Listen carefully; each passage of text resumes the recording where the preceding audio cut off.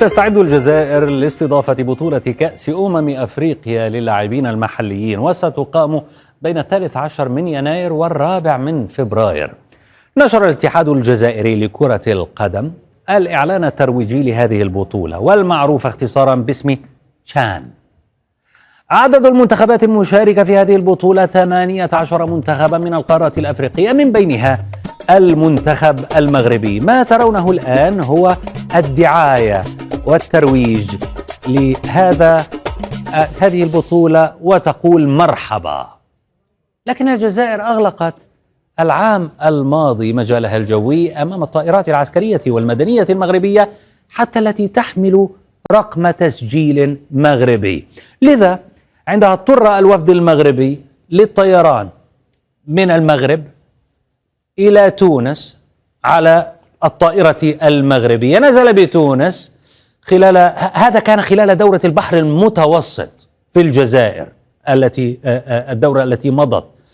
المهم سافر على متن الطائرة الملكية وحط في تونس، ثم استقل طائرة تونسية من تونس إلى الجزائر للمشاركة في البطولة.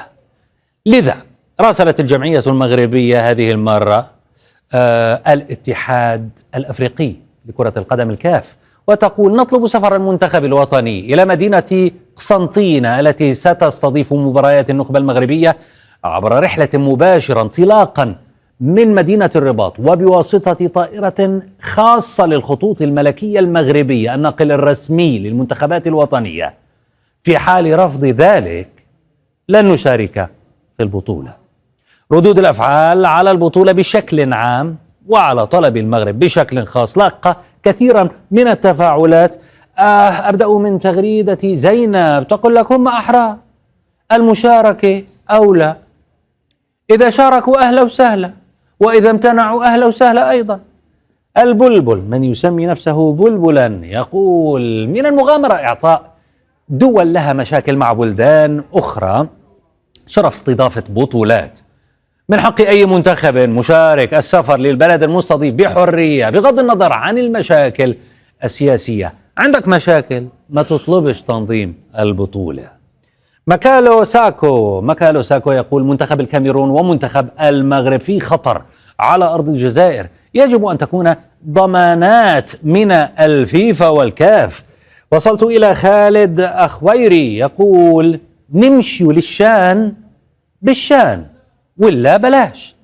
يقصد أنه إذا أردنا أن نذهب لبطولة الشان، وهي البطولة اختصارها شان، فنذهب بالشان بكرامة، وإلا فلا.